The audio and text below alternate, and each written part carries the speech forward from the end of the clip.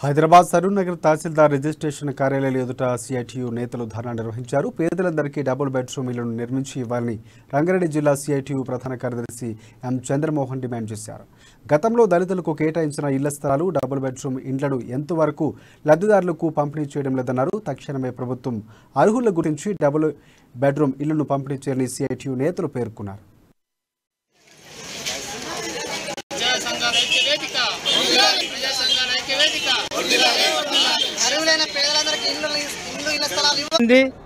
ఏదేమైనా తెలంగాణ ప్రభుత్వం ఏర్పడి 8 సంవత్సరాలైనా ఇప్పటి వరకు ప్రభుత్వం ప్రజలకు మబ్బు పెట్టడం జరిగింది. ఇండ్లు ఇస్తాము, డబుల్ బెడ్రూమ్ ఇండ్లు ఇస్తామని ఇప్పటి వరకు ఎక్కడ ఇవన్నీ జాగాలో ఉన్నది. ఏదో ప్రజలు తిరగబడరని మొన్న ఒక నెల ముందు డబుల్ బెడ్రూమ్ ఎంక్వైరీ కానీ వచ్చారు. అది కూడా ఎంక్వైరీ చేశారే తప్ప ఎక్కడని పలనకాడ చూపించలేదు.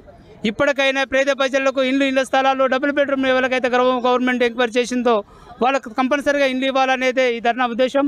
ఏదైనా పేద ప్రజలు ఇప్పటికే కాలనీలో కానీ బస్తీలలో కిరాయికుండి అవస్థలు పడుతున్నారు.